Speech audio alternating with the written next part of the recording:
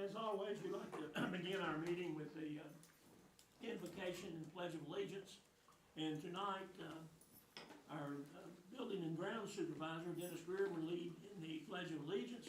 And then please remain standing for an invocation to be provided by Pastor Tara Cross from Mount Zion Temple Family Worship Center.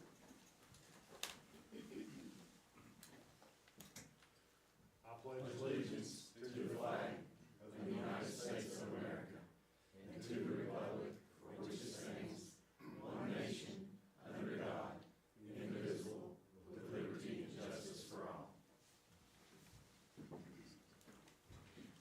Father, we thank you so much for this day. This is the day that you've made, so we rejoice and we're glad in it.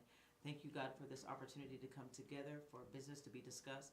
Father, I'm going to ask you to do what I always ask you to do. Give wisdom, give strategy. I thank you, God, for peace. I thank you for unity. I thank you for development and progression. We ask all of these things and believe them in your precious name, Jesus. Amen. Amen. Thank you. Please be seated.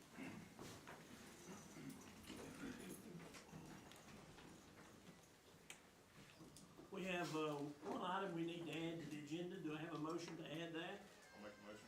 Second. Have a motion and a second. Any discussion? Hearing none, all those in favor signify by saying aye. Aye. Any opposed likewise? I believe it was unanimous. Minutes of the previous meeting, the July 24th, 25 meeting, you had the minutes provided to you. Any, where do we stand with those? Move to approve, Mr. Chairman. Couple of grammatical corrections, but otherwise, okay. Okay, if you add that to it. Yes. Do we have a second? I'll second. Couple of seconds, any discussion? Hearing none, all those in favor signify by saying aye. Aye. Any opposed likewise? All right, getting right into it. Presentation. Bailey's not here yet, so let's skip past that and go to, I don't see Mr. Rose either. well, we'll just have to wait a while then, we can't jump to VDOT. I guess we'll have to go to VDOT quarterly report. I hope you don't mind me picking at y'all. That's right. Good afternoon, Mr. Chairman and Board. I'm Matthew Lewis. I left the residency a couple years ago to become the interstate manager for VDOT down at the Bristol District. Mr. Harrison left a few weeks ago, so I'm back right now in acting capacity at least for 6 months, depending on how good you are tonight. Maybe longer, we'll see, to be determined. Brought Derek Dotson, the assistant residency administrator, with me tonight, and of course Pam Heath, the assistant resident engineer. Wanted to come to you tonight. A couple years ago when we came, I used to try to give an outline report. I've sent that up here tonight. Hopefully you have a copy. I won't be going through it word for word, but I will go through it in some detail. We had a public engagement meeting for the I-81 Corridor Improvement Plan Round 2 back in July 16th. It was down at Bristol. I know Mr. Williams, Mr. Crawford, the emergency manager, attended. We had around 15 folks from the public attend that meeting. The secretary gave the presentation and was looking for feedback from the public. So that was just the second round of that. Now they'll start identifying projects, and that's for several years out from now. Maintenance activities that we've took part in at the residency. Of course, we take care of Smyth County and Washington County. If you need more information on these, you can of course always reach out to us and we can give you more specifics about it. But we've been performing dead animal and litter debris, unpaved shoulder repair, pipe culvert cleaning, replacement, pothole patching, brush removal, ditch cleaning, slope stabilization. We have performed some dust control lately and some machine grading on some stabilized routes.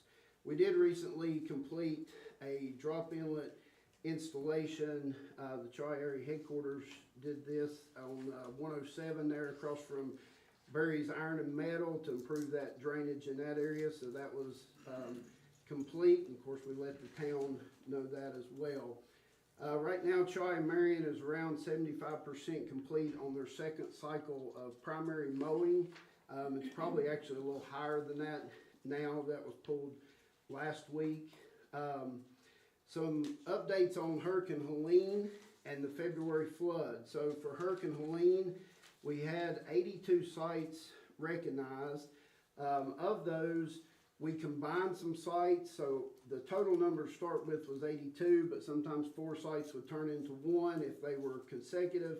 So of those, we have 53 that's 100% complete. We have 1 site left to pave. We have 1 site left, which is the one to be paved to be line marked. All the other line markings complete. And we have 3 sites that are less than 50% complete at this time. So that kind of gives you a little rundown of where we're at. We are working to complete those very soon. The February flood event, we had 12 sites identified in Smyth County. 7 of those are 100% complete. The ones remaining range from about 40 to 80% complete and should be completed soon as well.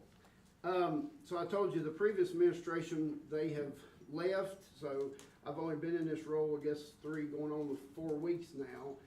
And so when I came, we didn't have any way to kind of really track other than just emails, requests coming from the board, from the county administrator, even from citizens.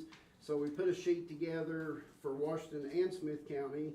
And so far, these are just ones that we've received the last few weeks. We'd got a request for a traffic count. We provided that to the town of Chilhowie. I mentioned the drop inlet repair. We had a request to install guardrail on Adwolf Road. That even came through the governor's office as well. We responded to that back in July. Highway 107, we had a vegetation site distance complaint from the sheriff's department. We completed that prior to school beginning. And then we had some questions about Wasson Valley Road, some potholes, and we got that completed as well. Give you a little update on projects. Again, I may not go through all of these, but obviously the roundabout, what we call North, was completed in July. Some things coming up. There's a lane extension or a decel lane extension at the 45.5 exit. That's upcoming advertisement. The roundabout south is in the right-of-way phase. It's supposed to be completed in August of 2027. Obviously that hadn't started yet. There's some others mentioned there. One of them's the 34-9 bridge. That project's in the development stage, but it should be coming pretty soon to replace that bridge. Projects that are updated or complete. I know this one's in Washington County, but it's right on the line. So the truck climbing lanes are pretty much complete. There's still a little bit of work done on them, so it's still signed, but the truck climbing lanes right when you leave Smyth County into Washington County is complete. And the district traffic has completed signal upgrades for the detour routes. That kind of gave VDOT access to some of the signals to help in the case that we have to detour the interstate on Highway 11. Rural rustic projects, we have one this year planned for you all. I am digging into the rural rustic and the secondary 6-year plan for Washington and Smyth County both, to hopefully get this more in line for the out years. But right now, we're planning on Route 729 Rosenbaum Holler. We're still in the design phase, but we will try to move to get that completed this year. And then finally, we won't go through those. I didn't list the names, but the route numbers of the latex that's been completed so far in Smyth County. And of course, I'll report on the plant mix when that starts as well. But that's the latex routes and what's been completed so far. Other than that, that concludes the report. Yes, the latex, is that just basically a thick sealer? That Correct. doesn't have the gravel over top That's of it, correct. it's just That's a just sealer? the thick sealer, and then they restripe the road. I have a couple of questions also. It's good to see you back, first off. Yes, sir. Hope to see more of you around, so. The decel, you was talking about 45, I'm assuming it's 45 exit, is that correct? Yes. Of course, I know the bridge is there. Is that going to encompass anything with the bridge? I or think that it gonna is. be I think that's outside? all encompassed together, and when I actually put that on here, I was kind of wondering the same thing. I run out of time. I'll dig into that because I do think that whole project is encompassed into one with the bridge and the ramp, so I will get you an answer on that. I do think it is, yes. The only other, major thing I would ask is the public engagement meetings. I know you had it down in Bristol. I was wondering if there may be a possibility to look at maybe having a couple different ones just for people to have access to, and maybe one a little closer to the county line, for citizens up this way, if that would be possible. And I'll have to dig in. I think that was probably set forth by the commissioner in the governor's office, on even the location, but because I know the commissioner of VDOT and the secretary of transportation for the governor's office was in attendance, so I don't know who chose the venue, but I'll definitely pass that along. Okay, I appreciate it. Anything you can, help out on Flint Lane, greatly appreciate it. I got you some answers maybe for that, but we can follow up, so. That's all I need to hear. That's simple. Thank you. And I had a couple comments I was gonna make at the end of the meeting, but I'll make one of them now, maybe two of them. You mentioned mowing on the secondary routes. I wanna commend your people running the tractors this time. Either you got some farm boys doing it, or they learned a lot their first mowing. Cause their second mowing, they did a much better job on the back roads. Good. Really pleased with I it. agree. Yeah, it was very awesome. I mean, it was that noticeable. Good. And, the other thing is, and I need to write this up, and you're here and Pam's here, up on Crow Hollow Road, right before you get to, as you're going north, right before you get to Davis Valley Road, the pavement is starting to drop. There's a culvert there and the pavement's washing away. Somebody keeps sticking a stick in it, so you see that the road's not there anymore, but the stick keeps disappearing, so, probably be good to at least look at it and put a permanent sign or do whatever you wanna do, but I just, Is it actually on Crow Hollow or is it on Davis Valley? it's on Crow Hollow. Okay. We'll It's get, right across from where that little pond is, the Jerry Widener's there. we will get you an answer on that and see what, And just one more point, and this is me belly aching, you know, just me. Unless the state starts funding more money in the 6-year plan, we're wasting time trying to keep up with it. Y'all need to just pick one or two projects and go with it. I mean, the time and effort we put into that for the $85,000 that the state begrudgingly gives us is sort of ridiculous. yeah. And we actually take some additional funding, that we get at the residency to try to put with that as well to make it even look better than it does. So, and that's something, that's where I want to rework that plan, but you're right, for Smyth County, with the limited funds allocated to that, it typically takes 2 to 3 years to even get enough to fund one route. Yeah, and that's one of my, as we go to Richmond and talk to our delegate and our politicians, that's one of the items on my agenda that I think anybody that talks to anybody needs to bring up is, we need money for roads down here. And unfortunately, which, you know, as you all know, it takes a few years, but as we do improve those routes and they drop off the unpaved list, then the money even decreases. Yeah. So anyway, that's my comments. Anyone else have questions or comments? I do. And forgive me, I don't have exactly the location that I'm gonna reference here, but going up 81 north, I don't remember if it was the middle exit or the upper exit, I was going towards Withfield, and I know, it struck me, the right lane tire track closest to the outer lane is starting to show what I would call a checkerboard effect, meaning it's cracking, okay? There's not a problem right now, but my mind immediately went to when it starts snowing and plows start going over it, it's probably just gonna peel it off. My ask of you is if you can have somebody in your all's association, go put eyes on it and evaluate it for potential catastrophic failure here as we get into the really stress of the cold weather and the water and the ice and scraping. You said it was northbound? I think, yes, it's on the northbound going towards Withfield, and it's, as I recall, I didn't write it down, it's it's approaching the Smyth County line. It's up in that general vicinity. It just jumped out at me when I was driving up the road there. We just completed some patching up that way too, so I'll follow up. I don't know how long ago that was you've seen that, but I'll get with the guys and see and check on it. It's been in the last 4 or 5 days. Okay. So, I mean, like I said, right now, it's not a problem. Yeah. But it just caught my attention. Thank you. Matthew, thank you for being here, first off. Yes, sir. Going back to the 6-year thing, I think when we talked in our committee meeting on that, we had asked at one time that the projects that are out there, we might wanna look at those and prioritize anything what we consider a bus route. I know that there's a couple that they're short, just little spans of road that may or may not be a bus route. Mhm. But to me, if we're gonna do something like that, we may wanna look at any projects that do affect, homes and children. Not that any of them are any less important. Secondly, I would, to Charlie's point, they've done a good job cleaning up this year, and I know that, post-Helene, there's been a lot of things cleaned up. I do have a couple that, citizens have brought up, and I just wanna mention those again. Mainly Sugar Grove Camp Torch area, Route 612 Camp Road, and, Smyth Creek, 695.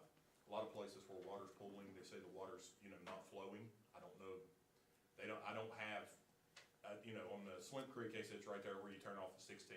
There's just no place for the water to go, and it pools there. And then on the Camp Road, it's, they do say 386 Camp Road. And they just said it looks like the drains are plugged up or something. So if we could get somebody to look at that. And then, I would also mention, on Sugar Street, which is, I don't have the route with me, I know what you're talking about. but Sugar Street, between 188 and 363, you have continually came up through there, and places, there's about 5 or 6 where potholes continue to fall out. You'll pave them, fill those, and then they just continue to sink. And it's starting right there about 188, and then there's a new one that has just came in I would call it the lane coming toward Adwolf, right at 363, Randall Greer's house. But there's one right there in the curve in front of his house, and that it's probably about that big and 6 inches Okay. deep. And in the last 2 weeks, it's just dropped in there. Okay. So I don't know what and then, where Sugar Street, Redstone come together, 914 Sugar Street. The edge of the pavement is undermining there, and that's where the bus, when it comes down, Redstone, it has to turn there to cut back up. I don't know, we might wanna look at that, just because where that's undermined, you could get the bus could eventually, depending on what happens there. And then I've got one other complaint, it's right at the Stony Battery Short Mountain Road. So if you're traveling basically up Stony, Short Mountain's on the left, right there, the edge of the road is being undermined by that ditch line that comes. This is a Helene thing that has yet to be addressed, or hasn't in the last 2 weeks, last time I was up there. Okay. But it's one of those where the road is the drop off is bigger, and if somebody was to run off in there, but the road, it looks like it's being undermined right there. Okay. And then I guess the last thing I would ask you is, on the roundabout, I know that there's the second one, the August 2027 end date. But for those people that are asking, do we have a start date? I did see some stakes up out there the other day. I assume it has to do with right-of-ways or surveying, that kind of stuff. But So construction provides a sheet to us at the residency, and right now, it just had to be determined, so I can ask that question. Okay, that's if it's fine. not been- Yeah, I just that's thought why I'd ask. I put the information on there, it was provided to me. I mean, you know how it is. People start seeing Yeah. stakes and stuff driven up. Their first question is, when's dirt moving? And then how long are we gonna be interrupted? Understood. So I can at least provide them with a August of 2027 date. But I will try to get you a start date. Thanks, sir.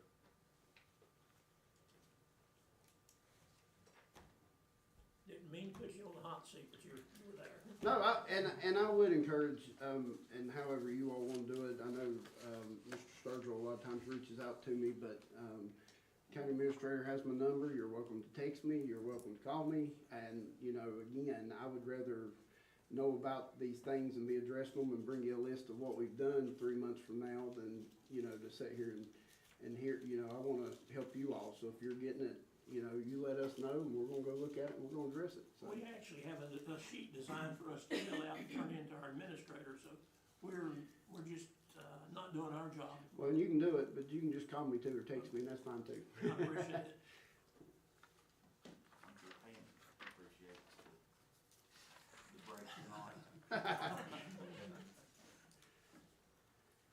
Anybody else? Good? Parents, I said hello. I will. Thank you all.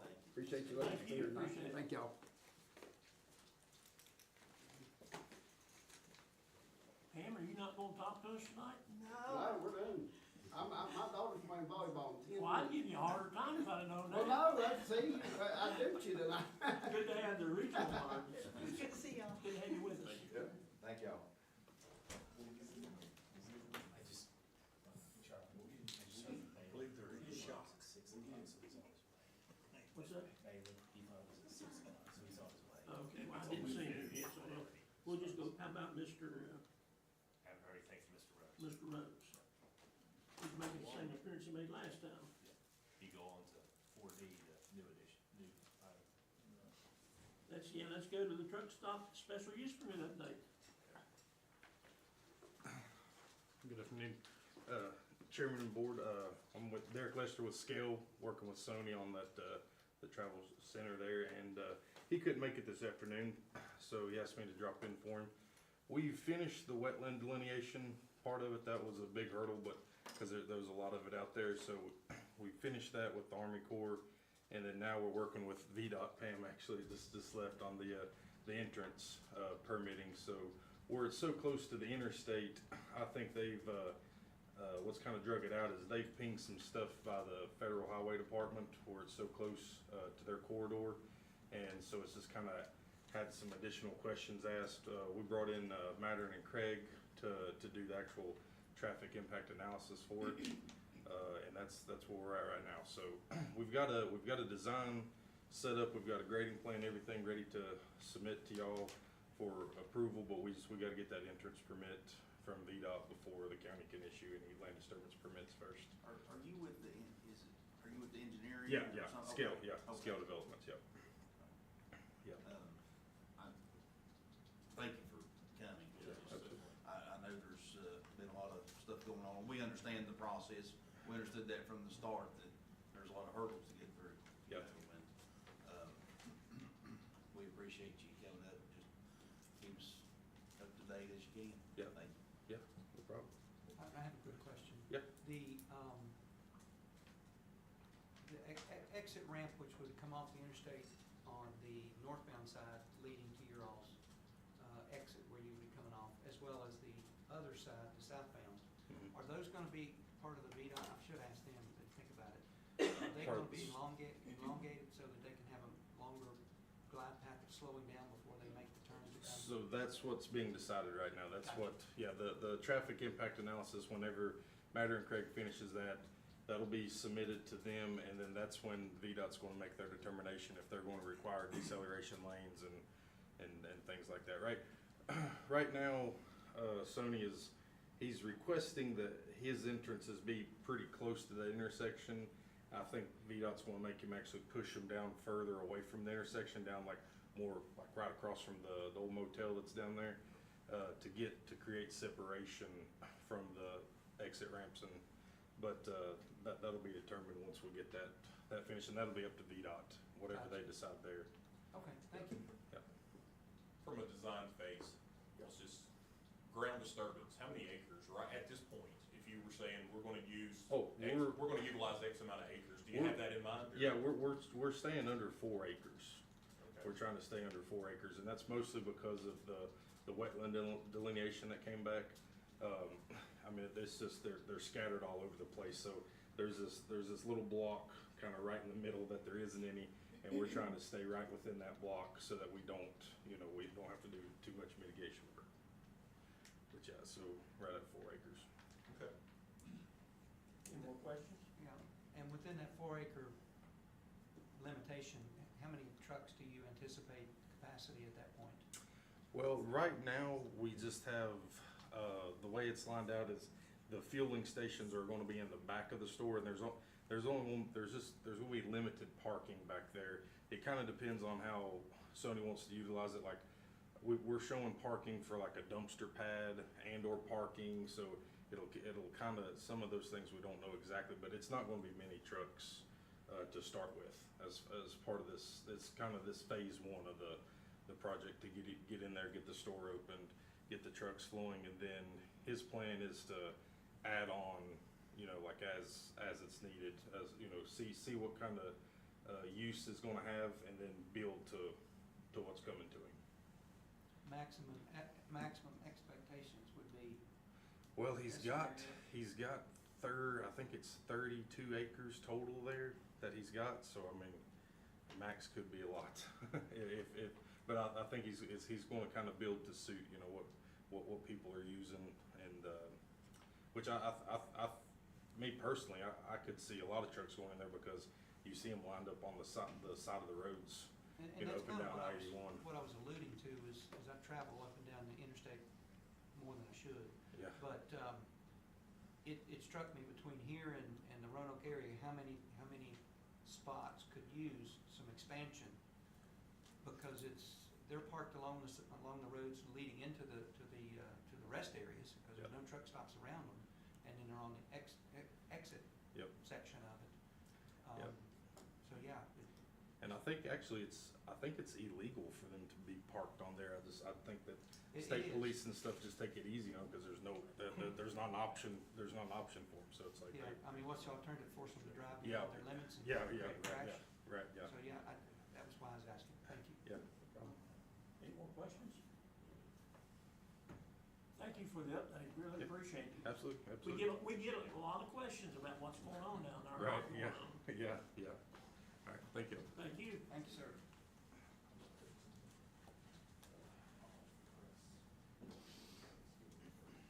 We still do not have any public hearing. Financial status report. Thank you, Mr. Chairman.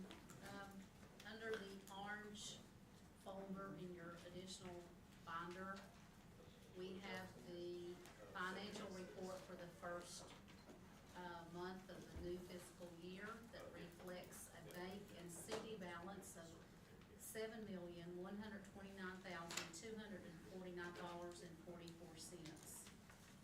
Additionally, behind that, in the yellow folder, you will see the treasurer's accountability report. And then the green reflects, the expenditure summary for the month of July, shows the expenses for the month of July, and the next blue folder shows the revenue summary, so the revenue that we've taken in for the month of July. And that's all I have today. All right, everybody's had 10 seconds to look at it. Anybody have any questions? If you have questions, give Lisa or Mr. a telephone call. There's a lot to be absorbed in these numbers, so. Hearing none. Moving on, I guess we'll take a motion to accept the reports. So moved. And that, we have a second, so I'll take that as a second. Any discussion? Hearing none, all those in favor signify by saying aye. Any opposed likewise? Sounds like it was unanimous. Moving on to the payment of the invoices and accounts payable. Pays a bill. Second.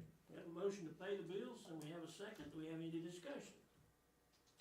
Hearing none, all those in favor signify by raising your right hand. Unanimous. Moving on to citizens' time. Do we have anybody signed up? Well, I'm sorry. I'll open citizens' time, and, is that Sharon DeBoard? Yes, sir. Come forward and state your name and address for the record, please. Good evening, Chairman, members of the board. Sharon DeBoard. I live at 117 Hockett Street, just across from the VFW. I've got a situation that I need to get resolved. I've lived in that house, grew up in that house almost 70 years now, okay? The road along there was always flush with the yard, okay? Easy in, easy out. The last paving that was done, when the water lines were fixed, the people that did it managed to raise the road about 8 inches in front of my property. Not only that, they put it on about a 10-inch slope. As you can see, this is the result. trying to get in and out of my yard, okay? Not only do I have to step high, I gotta step high and wide. I'm almost 78 years old. It's hard. Now, my situation is, I live in the county. The town did the water lines. W&L did the paving. And I'm a VDOT road, I'm pretty sure. VDOT just left the room. I was hoping to have him as an audience. Who's responsible? Who's accountable? Who can help me? We will find out. And I could not take another fall, Yeah. okay? My face was literally that far from the pavement. Well, I was Scared getting- the crap out of me. I was getting ready to tell you that, that'd be a town problem, you need to talk to that gentleman right back there, but if you do, that's a county. I live in the county, it's a VDOT road, I'm pretty sure. So, I need to know who's accountable, who can fix it. He'll find out for you.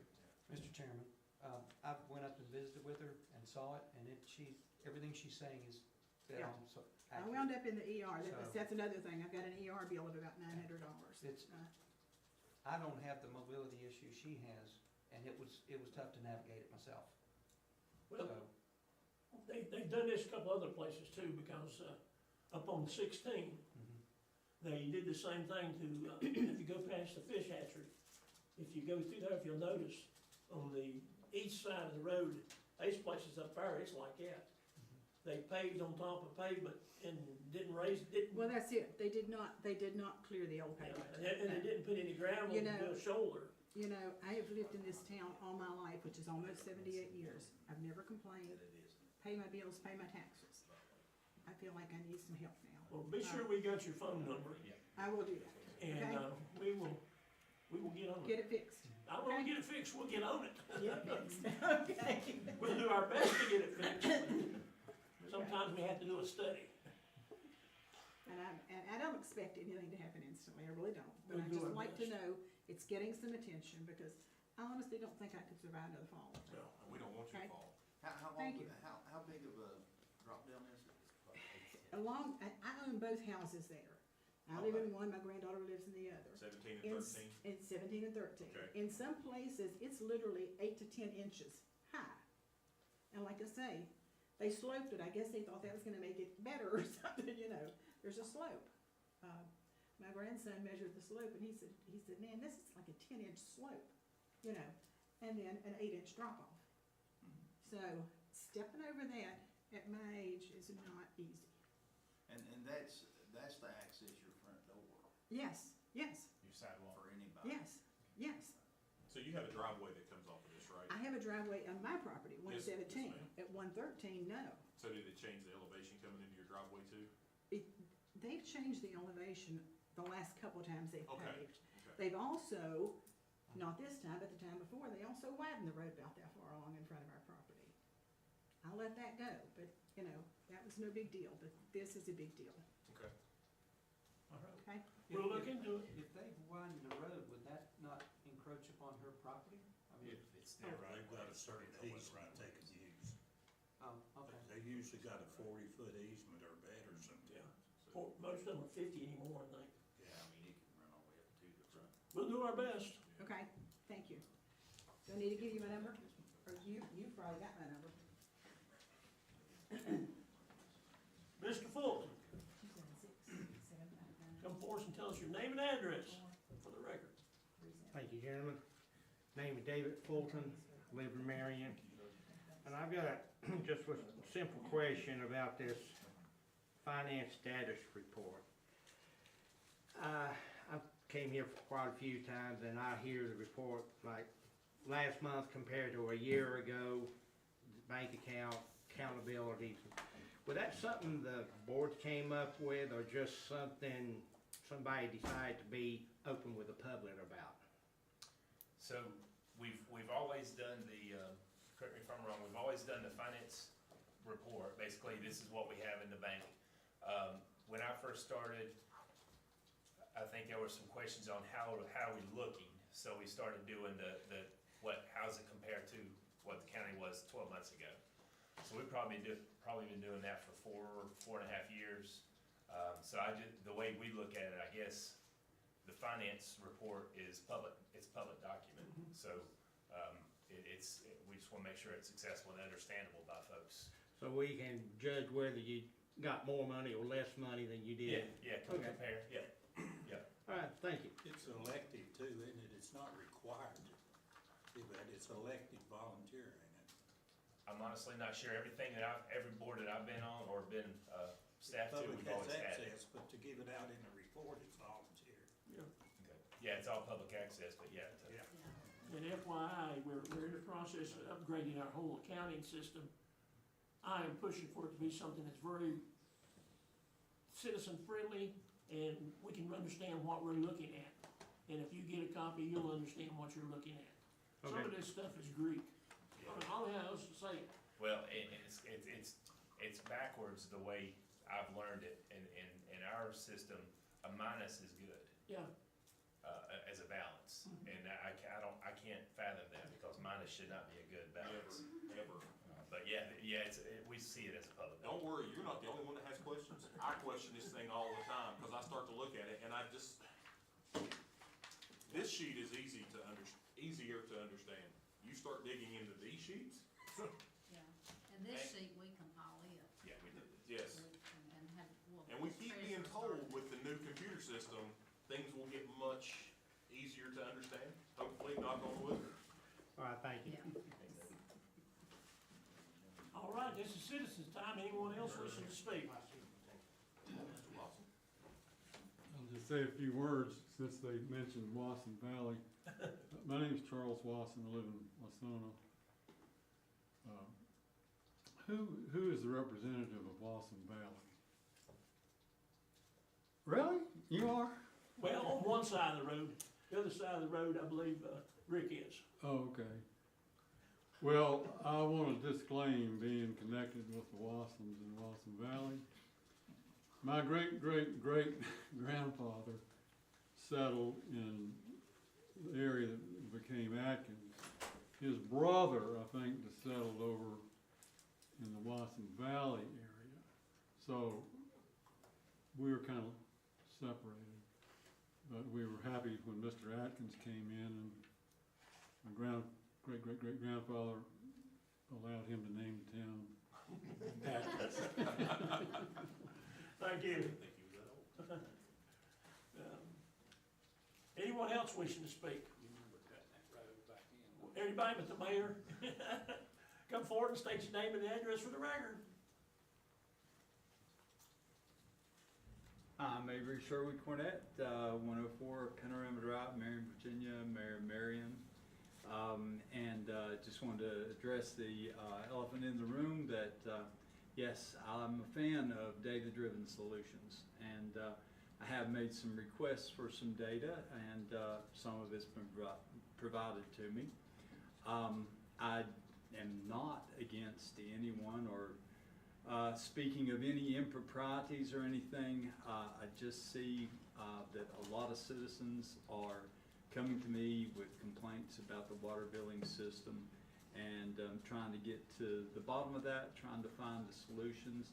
The town staff is working with me very well to get to the data that I want and to understand the water billing system, and they are making great strides towards accountability there, and the radio read system is coming online, and I understand that the county uses radio read, and that you had a pretty smooth transition to that,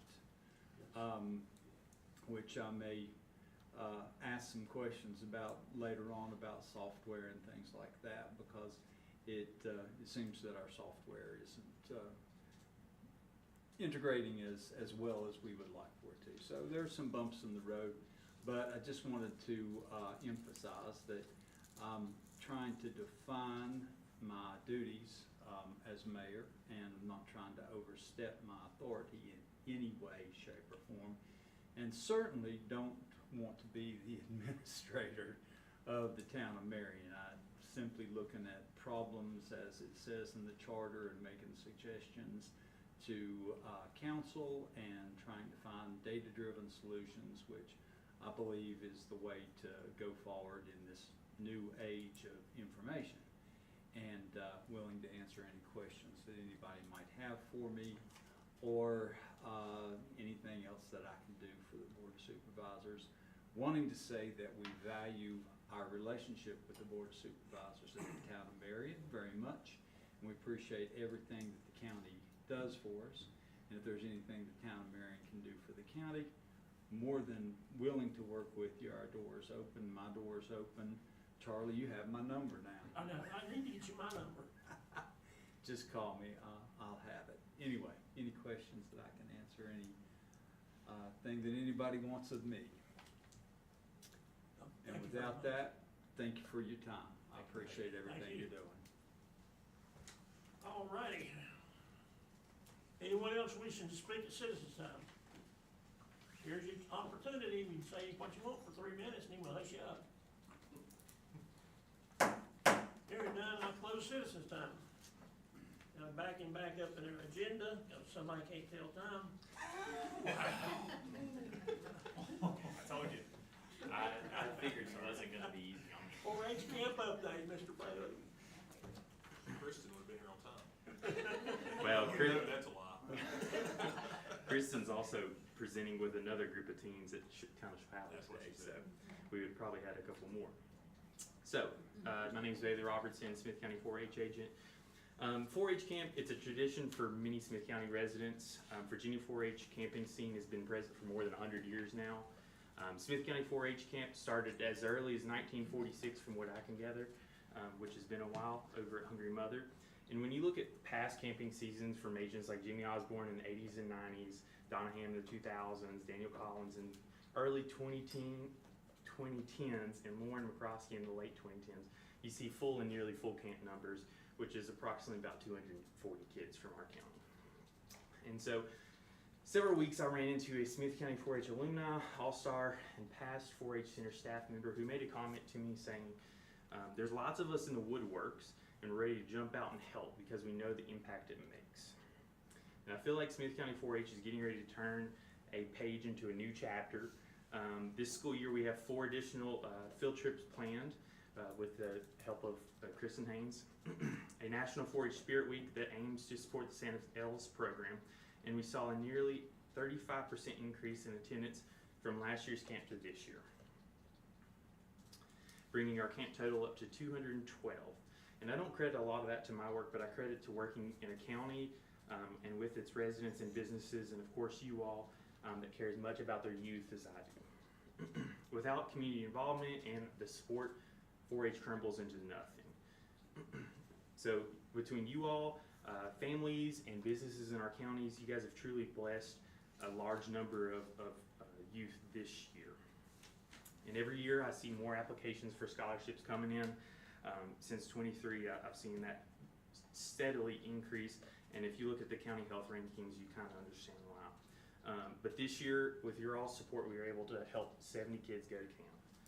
With the most anyone had to pay out of those applications was $110, which is more than half of what the camp cost is.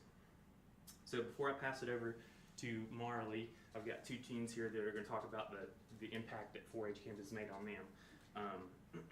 The impact of camp is evident, especially when you see a 35% increase, and when you walk into classrooms in our county and they chime in and say, 4-H camp holds more value than that trip to Dollywood, or 4-H camp was my favorite and emphasis on vacation. So thank you so much for your support and our effort to shape our youth. And I'll pass it over to Miss Marley. Hello, my name is Marley. I'm a teen counselor at 4-H camp, go along to other things like state congress and a bunch of other things. Camp, I have been going for, I believe, 5 years now, and it's always been my favorite part of every summer. Getting to work with the kids, and even when I was a camper, it was the best thing. It helped me. I used to be a very shy child. This would have been my worst nightmare in middle school, but camp has really helped me come out of my shell. It's helped me with opportunities even in school, get a lot more friends, open up to not only Marion, but kids in Chilhowie and Wytheville and just a whole bunch of people that are outside of my normal circle at Marion. I have a very strict schedule because I am in the band and everything at school, and 4-H has never come into contact with any of, or conflict, sorry, with any of that. Bailey has always been very flexible with time, and it's just helped me a lot with leadership skills, which also helps in band because I'm a leadership there. Thanks to how impactful camp was for me, being that leader, being that direct with the kids, and being able to help them forward their summer and have a good summer, because when it comes down to it, how they have summer is what's most important for us. But the leadership skills and the opportunities that comes through 4-H, whether it is camp, whether it is Congress, whether it is getting an opportunity like this to speak in front of all of you lovely people, it really helps people open up and get to explore things that they wouldn't normally do. So I cannot thank everything in 4-H enough. I cannot thank you guys enough for the opportunities that you give us and the help that you give us to help these kids have that chance at camp, at summer. It really does make a huge difference. It is amazing and it is so entertaining, and I am so happy that I get to be a part of it. Thank you for your time.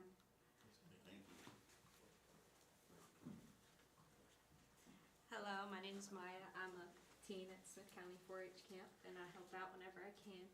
It helps so much with us, with our confidence and our public speaking like this. We get that boost of confidence, and Bailey makes sure that we all feel safe and welcome. We all come in and have a whole bunch of fun. He makes it a lot like a family.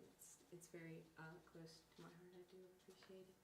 4-H camp has given me a place where I can learn leadership skills and responsibilities. So not only are we leading the kids and trying to help them with the best summer that they can get, we're responsible for keeping up with our stuff and helping the kids get to class too. And it's taught me a lot for responsibility reasons and helps me in school with that too, because I'm helping everybody else get to class that I know now and get everywhere that they need to go. It's given me a huge friend circle, and it helps so much with that, especially with kids that are coming in from Sugar Grove and Saltville who don't have that friendship group, especially in middle school when they're coming in, because they're coming into a huge class and there's only a little bit of them. So they have that family and that group that'll move with them, and that helps a lot. And we owe that all to Bailey, we really do, and you guys who help sponsor all those kids in a 4-H camp for us. We really appreciate it. And we appreciate all that you do for us, and I thank you so much. And we have t-shirts for all you guys for your help for sponsoring Smyth County 4-H camp. And thank you so much. Thank you very much. And while Bailey's passing those out, I'm gonna add a little publicity to that.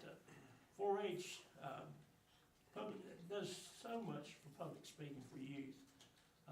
They don't have public speaking per se in school, other than 4-H program. And I think it's sad that 4-H has to pick up the ball there, but they do a good job of providing public speaking, and they help with leadership. The other thing 4-H does is about every other year, you used to always have a trip to some other state, and hopefully you're working on that.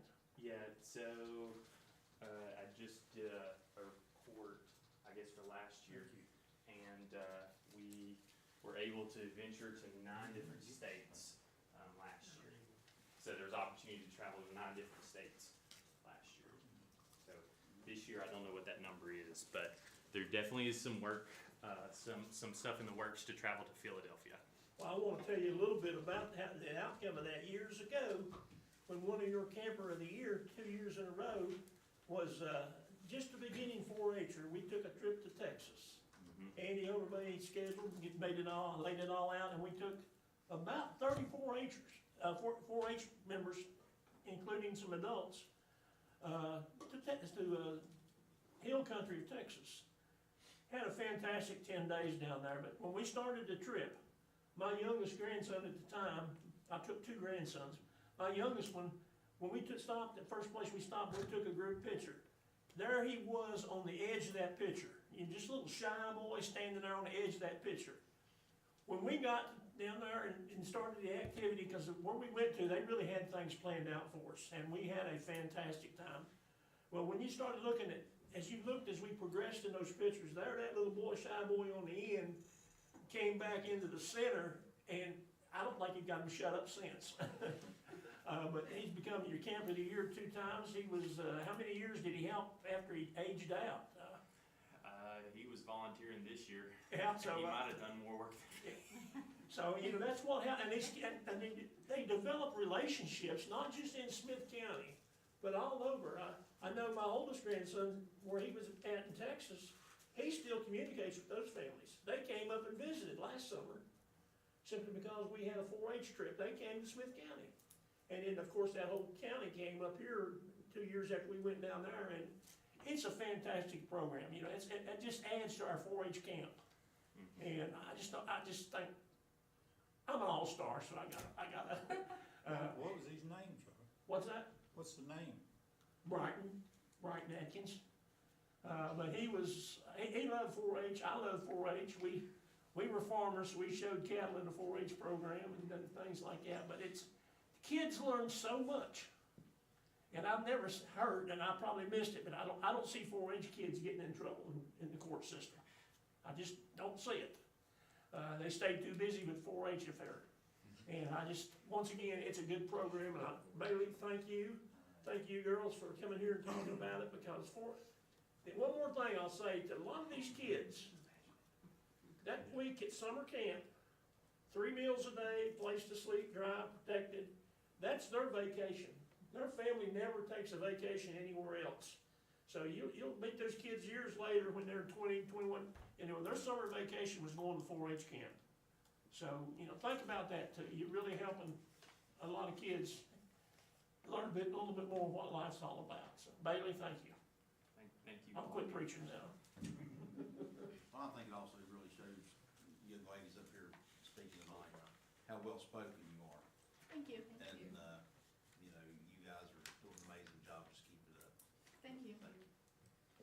What is the cost for attendance for one person to go to your week-long camp? $245, and I'll add, it's not a money-making business by any means. Neither for the 4-H center nor for the county. So by the time I pay the center what we pay for the food and the bedding and everything, I've got probably 15 to 20 bucks to work with to pull off inflatables, their camp t-shirts, their camp photos, any handouts or anything like that. So it's razor sharp lines to pull it all off. When does deposits need to be made for people that want to attend the camp? So usually we try to open it up in December. So, and then we'll open it until, we ran registration until 2 weeks before camp. So we try to take as many as we can, as long as we can. And we're the least expensive, at least we were, the least expensive 4-H camp in Virginia. Yeah, I think there's one county below us right now by $5. Yeah. Everyone else is either right where we're at or a little bit more. Yep. So we're in a new fiscal year, correct? Is it inappropriate to pledge a few dollars that we have each one? That's your money to. I will say that we get a grant from Department of Forestry, as long as that we've been pushing toward the 4-H camp, that pays for a lot of this, goes towards a lot of the scholarships. And I think this year we waited until April to kind of fill in the gaps. And if you'd like to do that, because we don't know what the grant is every year, how much is needed, we can wait, or we can do it tonight, whatever your pleasure is. I don't mind waiting. So let me wait until we get to April, and then. I'll keep track of it. Yeah, and, you know, because I don't have a problem, what we have, 5 apiece? Yes, sir. So I wouldn't have a problem earmarking at least $1,000 towards it. That would give 4 students. He's used to me coming up our budget. Okay, so if you'll circle back to us. Okay. And if I'm fortunate enough to be here, I want to commit that to it. And if I'm not here, do it in my honor or my memory. Yeah, we'll spend it. Might end up a little more than $1,000. Anything else you want to tell us, Bailey? Thank you for the t-shirts, by the way. You're welcome. You're welcome. We appreciate all that y'all have done for us, past, present, and future as well. I I wire mine, I have some from some camps a long time ago. I'm a past president of the board down there for about 20 years. Well, those t-shirts are, those weren't, but all the camp ones were made by these guys. All of our teens took time pressing them, squaring them up, and getting it all right. So it was all said and done, they'd made about 300 shirts. Wow, that's awesome. Great job. They got a little bit of pride in it. Yeah. Well, thank you very much for it, and thank you for all that y'all do. Thank you. Thank you. Thank you. Quick question for you, I just thought about it. Have you talked to our new school superintendent yet? I have, just a handful of times. Do you think you got a good commitment there? I hope so. Okay. Hopefully he's seen my emails and seen all that we've got planned, so I Okay. hope so. I hope so. Thank Good y'all. to hear. Good to Thank hear. you, guys. I'm sorry to be so talkative, but that's one of my passionate, a lot of kids get affected with programs that they have set up, you know, where they're in the 4th grade or whatever it is. They're in some of the middle schools now in the county, which they had a hard time getting in there. Teachers didn't want to work with them, and they've slowly got teachers that do work with them now, so, anyway. What's up your Charlie talking to you? I was gonna say the same thing. I thought, man, see this. Struck a nerve there. I've been learning from Courtney. Yeah. What about the guy in between us? Them two's rubbing off on you, Charlie. All righty, jumping back down now, I think we finished the top part, we're down to old business, am I not correct? Or Yes, sir. Mr. Rose hasn't come in, has he? Building and Grounds Committee has a report for us. Okay, and Mr. Sturgill's absence, I'd be happy to give that report. You have it, the printout there and the guidance sheet, and you can see a lot of the discussion that we had dealt with the voter registrar. Mr. Williams and our building official went to the Wells Fargo and did an ADA inspection. There's a lot of needs. Inside the building is not as much on the first floor, but outside to make it accessible, an estimated $250,000 building renovations and ramp replacements. So after discussion, Mr. Williams recommended one of 3 options, either proceeding with relocating the registrar to the Wells Fargo, or number 2, pausing the project to consider the request along with everything in this building, or number 3, schedule a meeting with Ms. Ellswick to discuss her office needs and figure out any options of relocation inside the building. No committee recommendation came, information only, but I will add a note that Mr. Williams was able to sit down with several different departments in the building and negotiated out 2 office spaces in the 4th floor near the voter registrars that they could set up as early voting sections, so we're taken care of for this voting precinct or voting cycle. So we're good to go on that for now. You said on the 1st or the 4th? Storage in the 1st, voting on the 4th. She wanted to make sure that the voting was near her office. Did I have that right? Yes. Perfectly. We need to get this resolved next. Yeah, I think, yeah, there's a lot of things worth talking about, but we're good for this time. All right, thank you for the update. I guess we're moving on to the Water and Sewer Committee. Mr. Cowles, Chair. Trouble on that. Mr. Utz stated that the committee of the town of Chilhowie implemented a policy that penalized individuals who bypassed their water meters and stole water from the town. He said that if the county implemented a similar measure, this would penalize the city. As currently, the county has no existing penalties for water theft. Rye Valley Supervisor Jason Parris inquired if the Department of Animal Control had the authority to issue warrants for water theft if they witnessed it performing their current department duties. County Administrator Mr. Utz stated that the Department of Animal Control has the authority to issue warrants pay updates to their traditional duties approved by must be approved by the judge, which would not occur until after the board decides to adopt this proposed measure into the county code. Clegg Williams, Assistant County Administrator, stated that currently the county only takes preventive measures to water theft, such as locking the meter.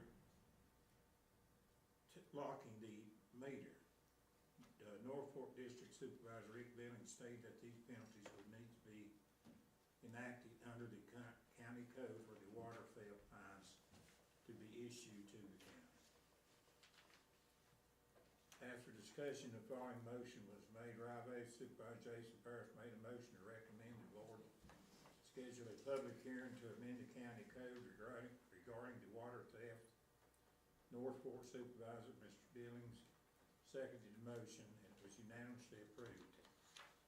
One note, our staff recommends the public hearing be set for Thursday, September the 11th at 5 p.m.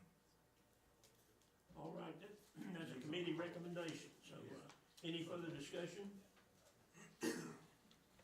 Hearing none, all those in favor signify by saying aye. Aye. Any opposed likewise? Okay, next issue, Mr. Chairman, Assistant County Administrator Operation Lisa Richardson stated that a citizen had informed the Water and Sewer Department at the County Administration Office on August 6, 2025 that they had inadvertently overpaid their water bill in the amount of $1,435 due to a health issue. They requested a refund that overpayment. Ms. Richardson stated that she had reviewed the citizen's account and found that they had no outstanding fees and usually holds a credit.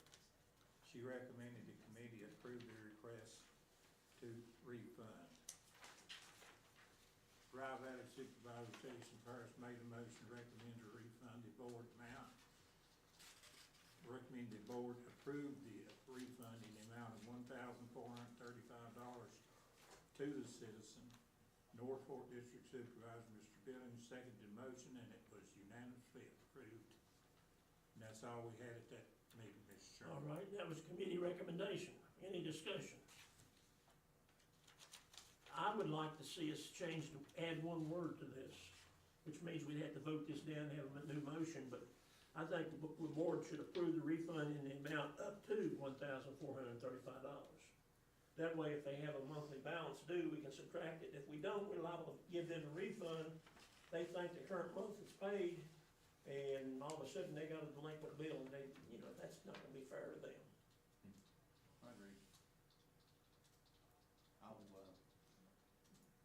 Go we'll ahead. have to vote. Take action on Have that. to vote this down Have to first. vote this down, and all those in favor, as is originally worded here, signify by saying aye. Those opposed, likewise. Aye. Motion doesn't carry. I had to think hard. Mr. Chairman, I'd like to make the motion to approve, moving forward with this recommendation as amended with the updated language as up to added into the recommendation. Okay. Second. We have a motion and a second to recommend the board approve the refund in the amount of up to $1,435 to the citizens. Any further discussion? Hearing none, all those in favor signify by saying aye. Aye. Any opposed likewise. Motion carries. That's all I have, Mr. Chairman. All right, thank you, Mr. Call. Personnel Committee, Mr. Sturgill, and we'll let Mr. Hutt handle that. Sure. We had a meeting last week, and Ms. Richardson began stating that the county pays accrued comp time at the end of the fiscal year for employees that are near the maximum limit of 240 hours. But that amount is always dependent on the budget amount available. It's never a set amount. And after we started reviewing some of the issues, Ms. Richardson stated that staff wants to clarify the existing Fair Labor Standards Act overtime and comp time policy to state, quote, accrued compensatory time under 240 hours limit shall be paid out at the discretion of the county administrator. An employee request for compensatory time payout will be considered by the county administrator on a case-by-case basis. Mr. Widener did ask how comp time hours were verified and approved for county employees, which Ms. Richardson clarified that all department heads do sign and verify employee time sheets either weekly or monthly, depending on the department. Mr. Paris shared that increased oversight over comp time would be necessary so employees don't amass such a large amount, which I think we all agreed.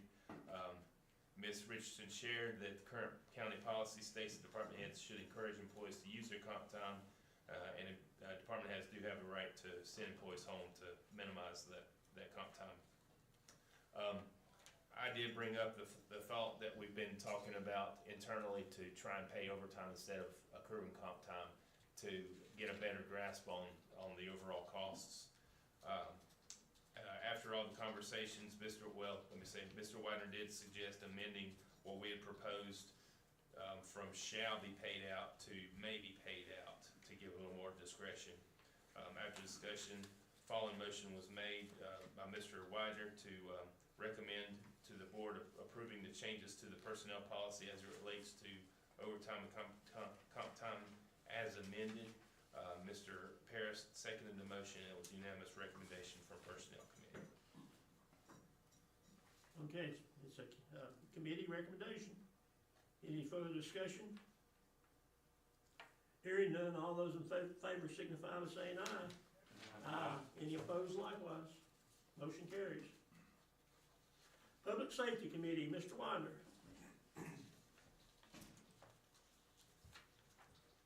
Emergency Services Coordinator Curtis Crawford had provided updates for the committee.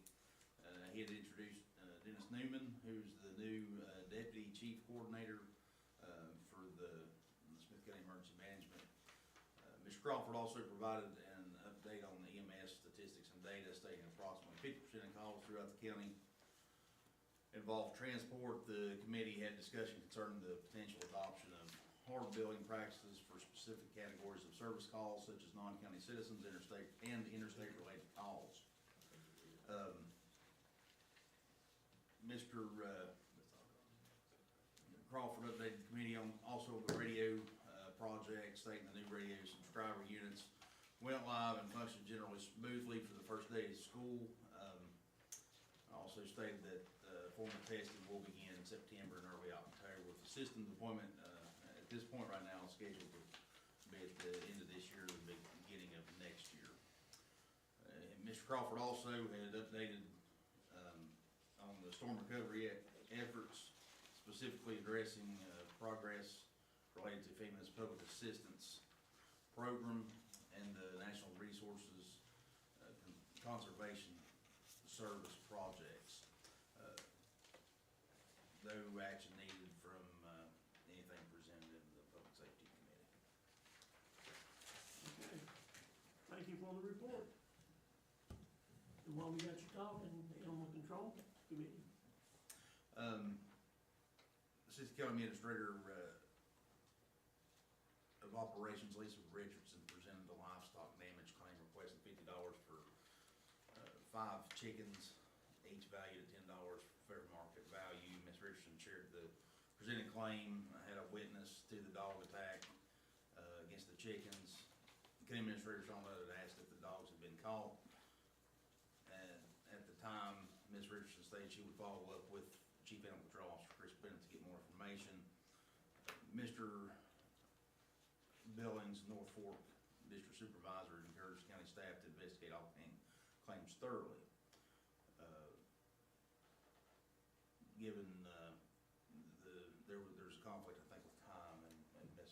Richardson had to present the claim, but there was a witness to the animal attacking the chickens, and based on those claims, the information provided at the time, Mr.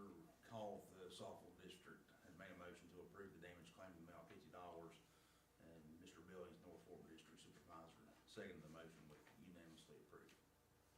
Okay, that's a committee recommendation. I have a quick question. We probably don't have an answer here. question. The $50 they put on the 5, I guess it was 5 hens, is that what the taxpayer, the citizen put on it, or is that what we put on it, or? That number comes from, Andy, from the extension office. Now, you know that number has increased this last budget year. They changed that on It was- chickens and livestock. I wanna say it was $8 last year. No, it's always been $10, and I think it's gone up to like 15 now. Okay, That's why I asked if we put it on our, or they put it on there. and we get that number from From Andy. 4-H. We need to make sure he's aware that those the cattle and, I don't know whether goats and sheep changed or not, but the state, we do that based on state, what they say, and we need to make sure we're up to date. We'll follow up on that. Okay, but, citizen requested 50, which is within the guidelines, so, any other discussion? Hearing none, all those in favor signify by saying aye. Aye. Any opposed likewise? Sounds like it carried unanimously. And I guess, Mr. Williams will provide us with the planning commission's recommendation related to the special use permit. Sure. Thank you, Mr. Chairman. Following the joint public hearing on Thursday, July 24th, where we considered a special use permit from Ron and Allison Gruhl, Paul Shepard made a motion to recommend that the board approve the special use permit for a campground at 860 Flat Ridge Road, Sugar Grove. He stated that the proposal meets the criteria outlined in Article 6-2.3 of the zoning ordinance, and that the request has been reviewed with all public comments and concerns taken into consideration. Mr. Davidson seconded that motion, and it passed unanimously. And I'll remind you that this is not a committee recommendation, so we'll need a motion in second. Thank you.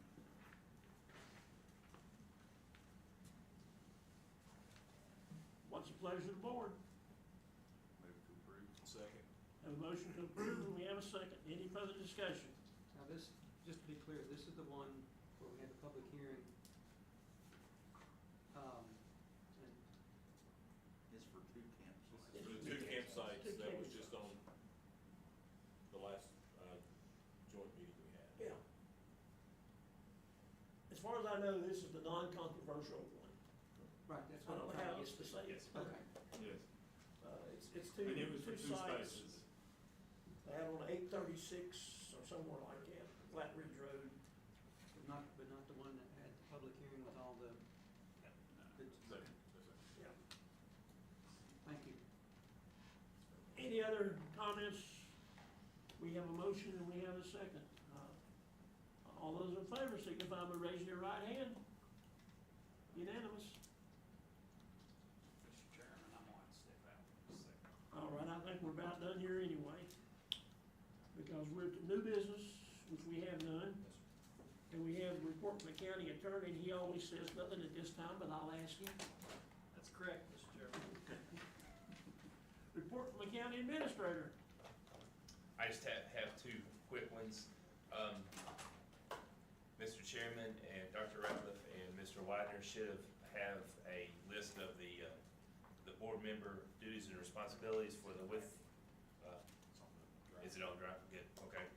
So that can help with the WCC board member recruitment. If Dr. Sprinkle did offer, if we needed any recommendations, he'd be glad to ask around too. He may know of some folks that might be interested. So if you'd like me to, I don't mind asking, or go ahead and see if he has some names. And then also in the purple tab, you have the Ag Extension News report from Andy Overbay, just for your reference. And I don't believe I have anything else other than that. Keep talking, because I'm having to shuffle cards up here. Somebody shuffled my cards on me. Shuffled the wrong way. Well, I had a bunch of empty note cards here, those with the name on it, somebody shuffled them all together. We just wanna make sure you're on your toes. Yeah, I wasn't.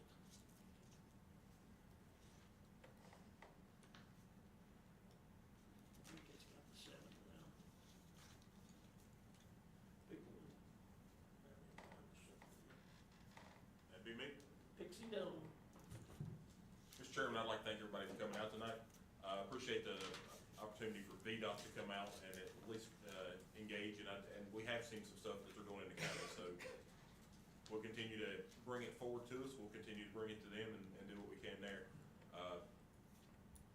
Thank everybody for coming out. Well, you talk long enough, I have to give time. Okay, Chris? All right, I'll be brief also. I too want to thank VDOT for coming before us and allowing us to air some concerns, real or projected.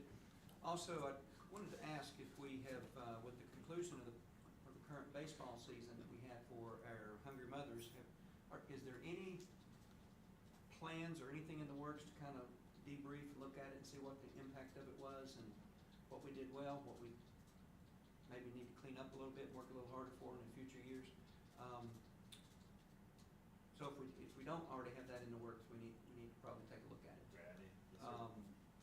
And the only other question I had was, it crossed my mind today, and Charlie, forgive me, but we voted, in Roscoe, we voted to financially support, I think it was the Rich Valley Fair concession stand, and they were rebuilding a couple of things. Have we heard anything back as to how all that is, they're done? It's operational. And they're progressing well with it? They actually spoke with them yesterday, and the sales were up and the usage was up, and they were very happy with it. There's apparently still a few kinks to work out with operating it, but yeah, they were happy. Okay, yeah, that was just something popped into my head to just get a follow-up on that, and I'm grateful that it's working well. Done just in time for this year's fair. Perfect, okay, thank you. I have nothing more. Were we add to that, since you asked, where we helped with the air conditioning for the other building, the usage of that has been up all year, ever since the air conditioning went in, so, that's been a big plus for the Rich Valley area. Good to hear. Mr. Billings? Well, I'm glad you brought that up, because I actually, the wife and I volunteered, and we worked the concession 2 nights of the fair, and it was busy. It was actually rather fun, so, and evidently we did something right, because they've invited us back over to work it again in a week or so. But it did go well, and the first night that we were in there, Lavonda showed up and did an inspection, and everything passed as far as I know, so that was a good thing. Or at least, well, I don't know if everything passed, but she didn't shut us down, so I guess that is. So everything went well. The one night, the fair was kinda down, but it seemed pretty busy the 2 nights we were working concessions, so that's a good thing. I think it was a success. I should have said something when VDOT was here, but I had, it wasn't in my district, but it was near our church. There was an issue with the ditch line. I contacted Pam, and within probably 2 weeks, they had fixed the issue, so that was a good thing, and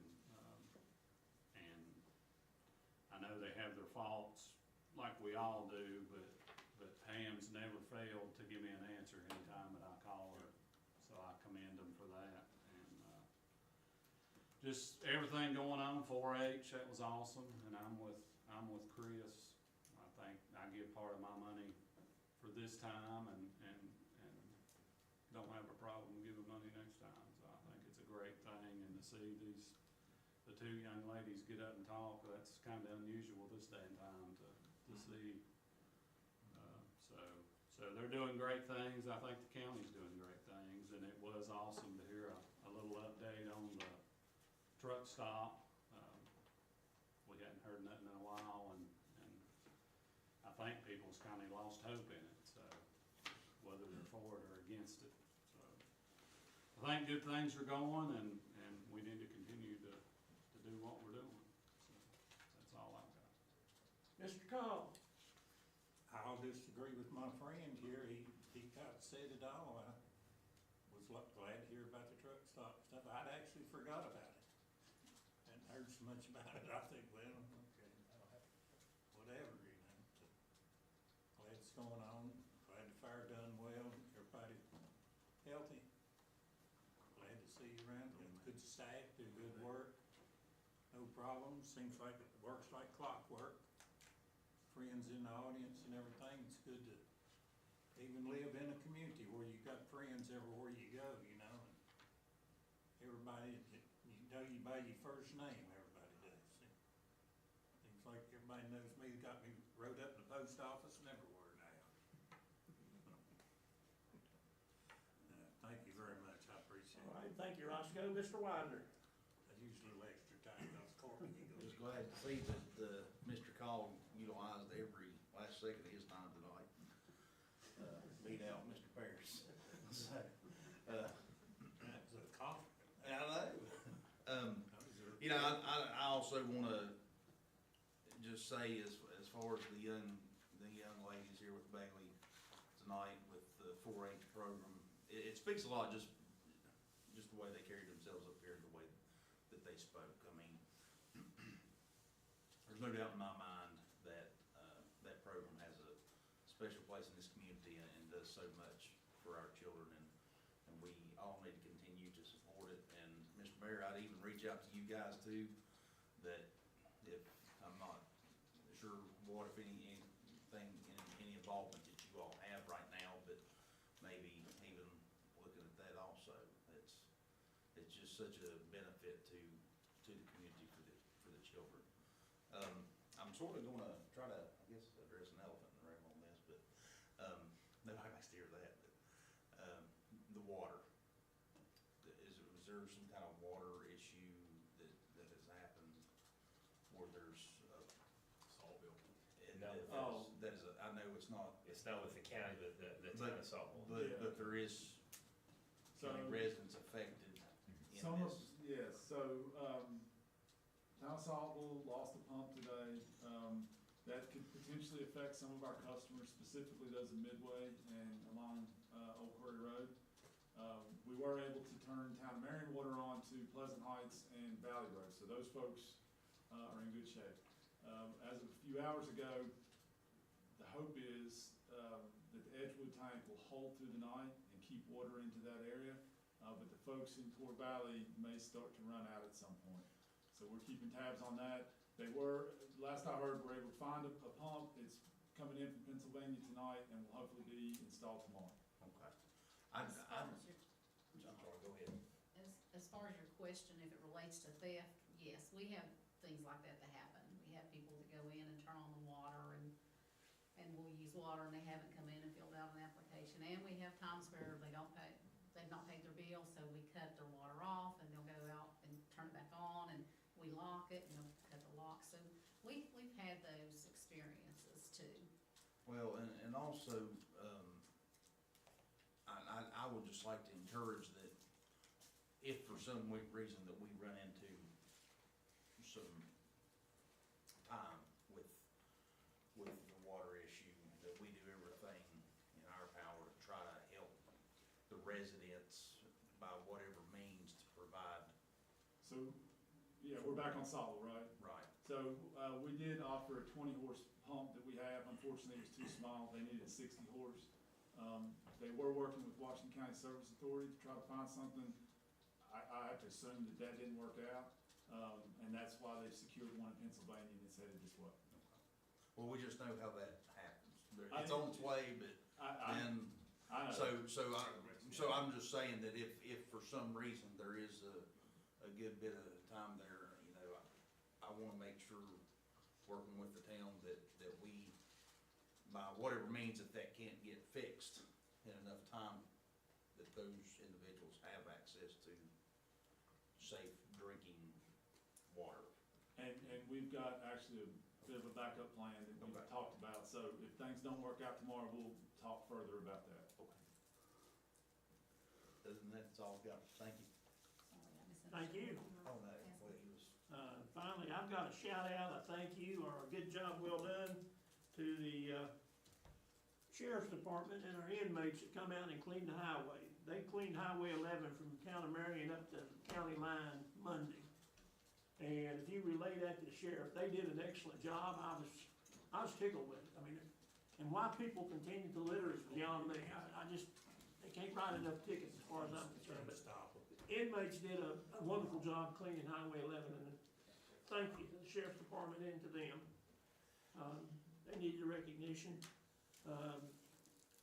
Going back to the concession stand at the Rich Valley Fair, in the past, county county administration, along with the supervisors, have been asked to work that a night or two.